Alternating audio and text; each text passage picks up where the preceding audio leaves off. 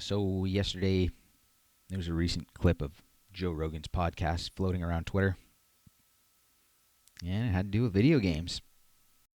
Dumo plays.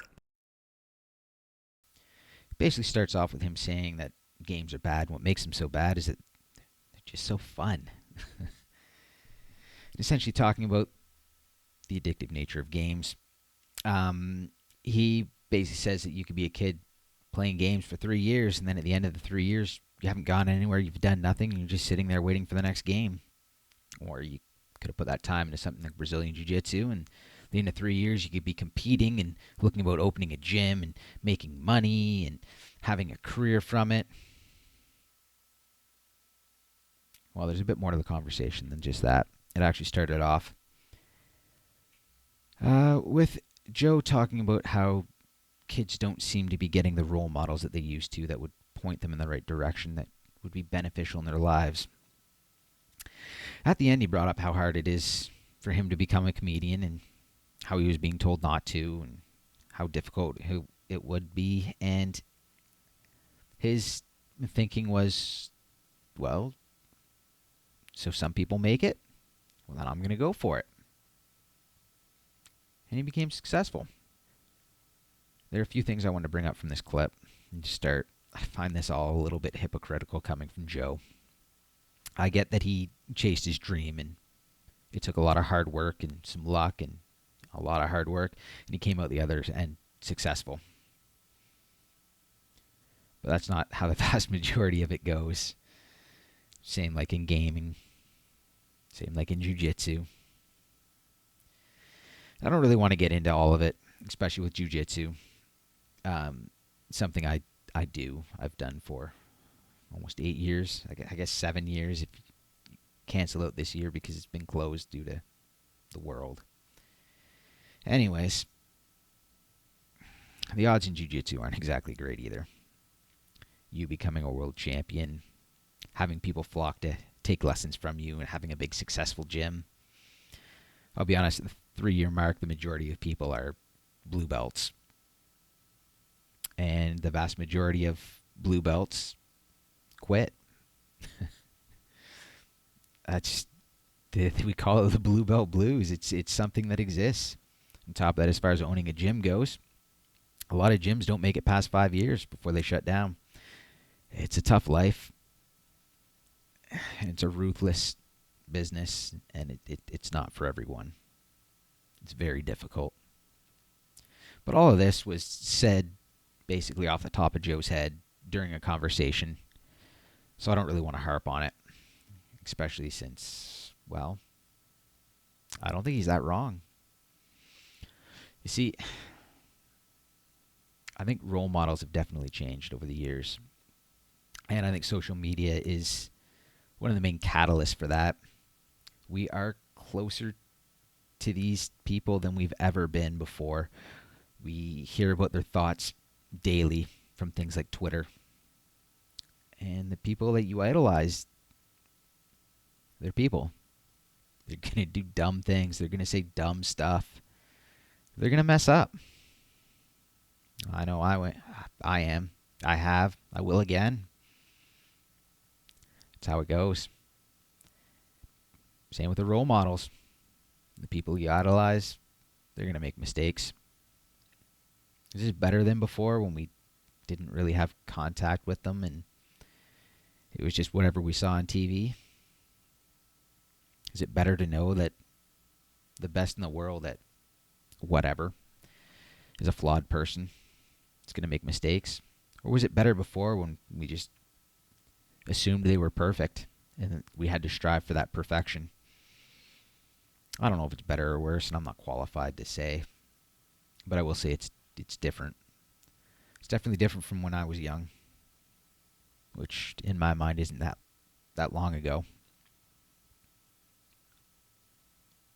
Meanwhile, gaming, like anything, can become addictive and unhealthy. And we need to understand that. Joe seems to regret his time with games. Personally, my regret is alcohol.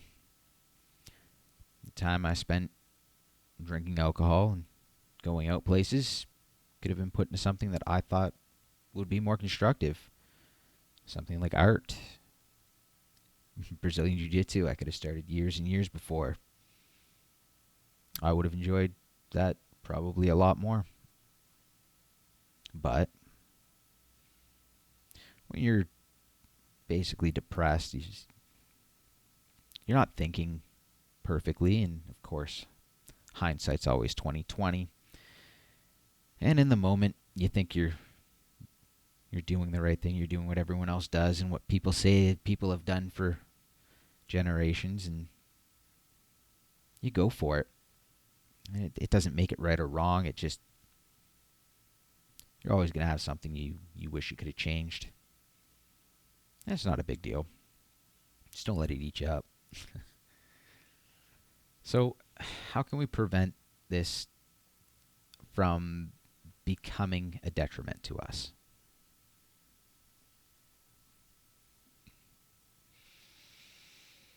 What if we love video games and we want to pursue a career in them? Well, in this day and age, there's options. Dev teams are huge. They have a lot of different jobs. Meanwhile, things like content creation, streaming, making videos, it's getting easier than ever. There's tutorials on YouTube. You can self teach all sorts of different skills. Computers are getting stronger.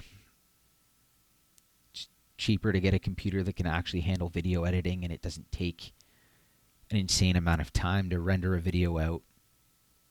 Again, it's all self-taught, and there are large communities that are willing to give you advice and help the best they can.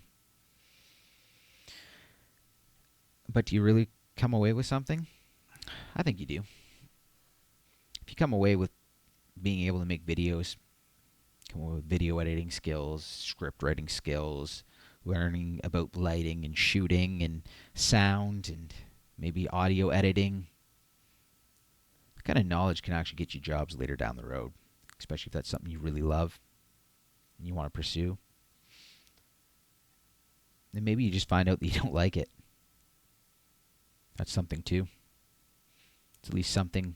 We have so many options of what we can do in the world these days. Knowing things that you don't want to do that you thought you did, I think that's coming away with something in itself. As for the art of it all, if you love a game franchise, why don't you start trying to learn how to draw from it? Draw characters. Of course, like anything else, it's not going to be very good when you start. But you can practice. You can learn from YouTube, and maybe for Christmas you can ask for a course to learn how to draw characters or scenery or something better, or learn how to paint. It all helps. And then you can use your love of a franchise or a game to fuel learning art. And if you want to take that art and do something in the industry with it, you can take your drawing skills and turn it into 3D rendering skills, animation. It's all sorts of things. Again, story writing. There's all sorts of places online for story writing and people helping each other learn to write better. There's classes in school for creative writing. That's something my school had, and we're a very small high school. There's also music, learning compositions and scores. All sorts of things you guys can do with that, and it's all sorts of ways you can get help with it. Those are all things that, to be honest, a lot of parents are interested in putting you guys in. Just got to ask. And if not, or if they just don't have the money, because that's a realistic thing.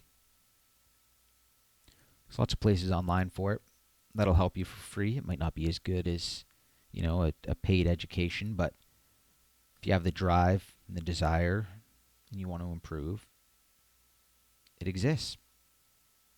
And it's there for you. There are options. And even if you never use this stuff again, even if you don't make a career of it, You're learning another way to express yourself. And it's good for your mind. And I don't think it's a waste of time at all. You're using your brain in another way. You're learning new skills.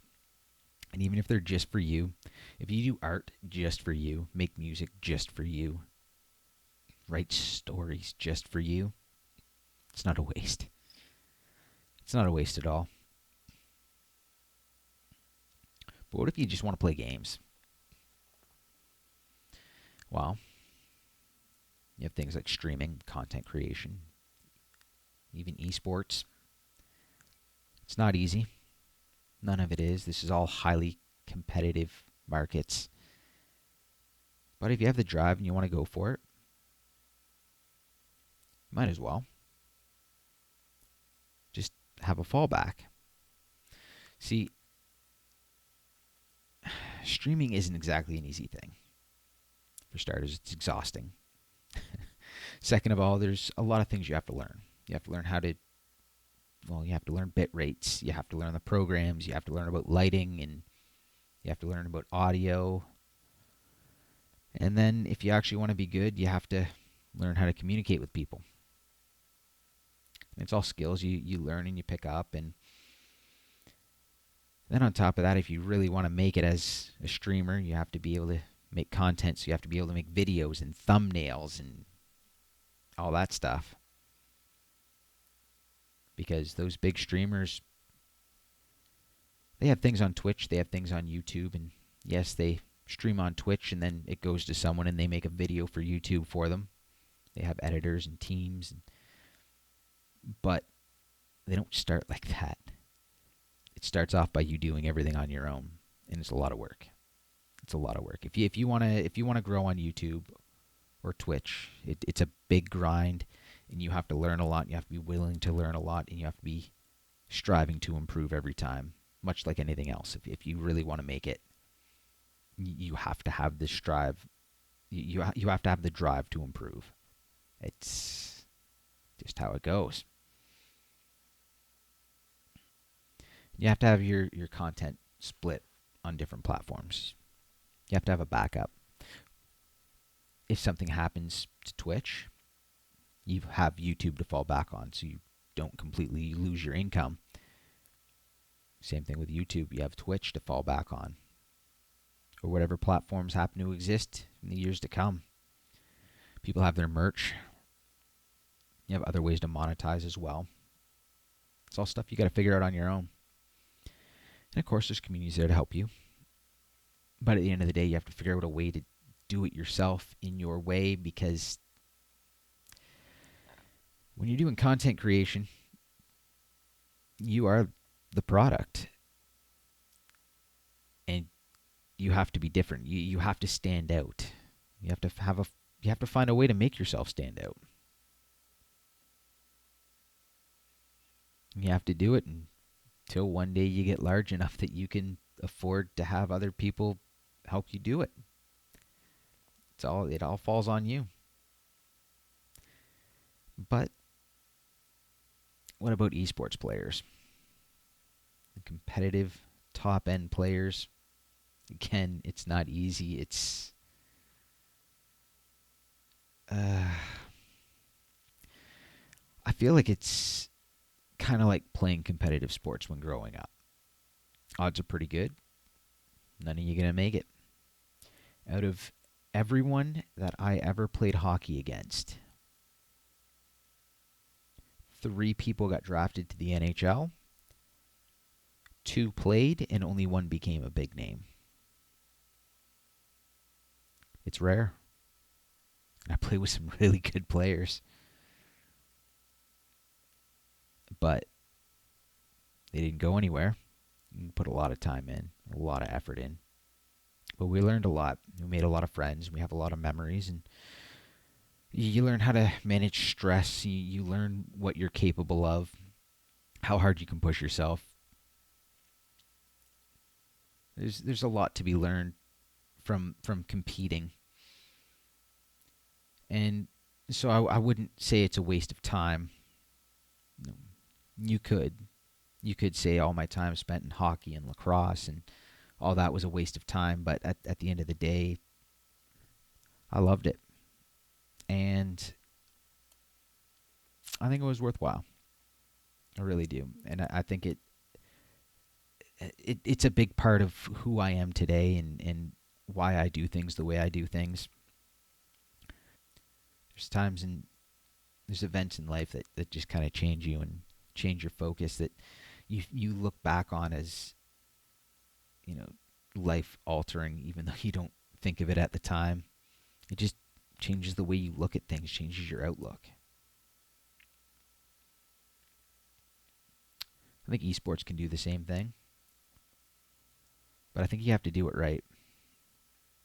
This idea that you're going to play 10 to 16 hours a day, you're going to stream your esport all night to get better,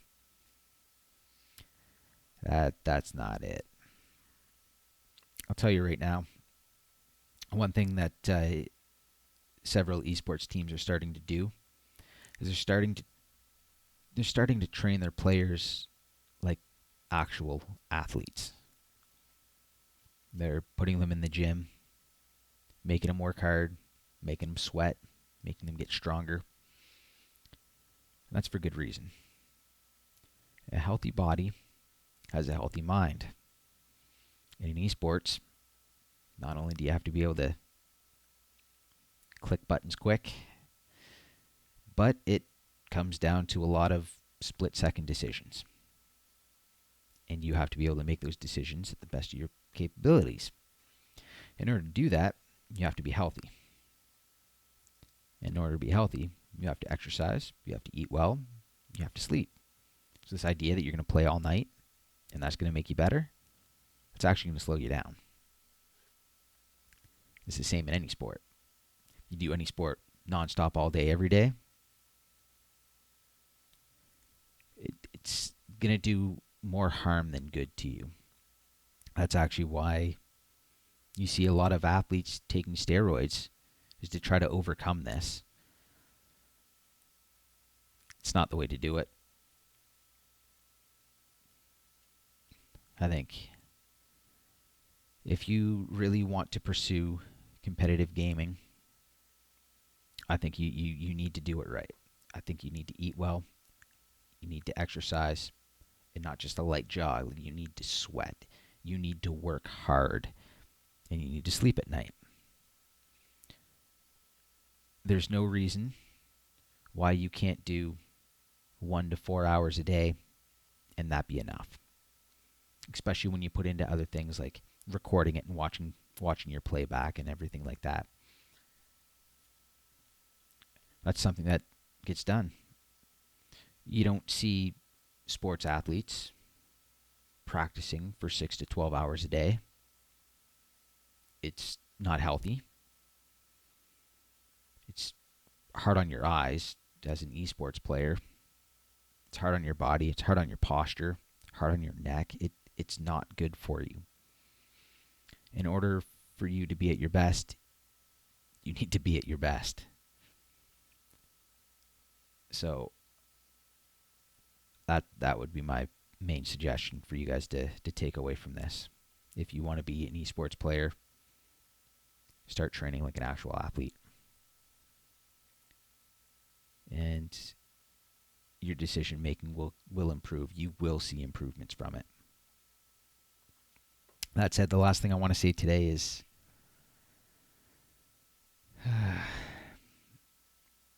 just because you don't get monetary gain out of something doesn't mean that it was for nothing. Just because you're not making money off something doesn't mean that it was a waste of time. If you enjoyed it, especially if you've bettered yourself, you didn't waste your time. So personally, I don't feel that games are a waste of time. Obviously, look what I'm doing. Which, of course, you can say is a waste of time, but for me, it makes me happy. And it's something I do, and I get to meet a bunch of people and get to learn and better myself. And I think as long as we're learning and bettering ourselves, I feel like that's the way to do it. So at the end of the day, just understand that gaming can be problematic. And it's on us to be very honest with ourselves about when it's becoming a detriment. And when it's becoming a detriment, we have to take a step back.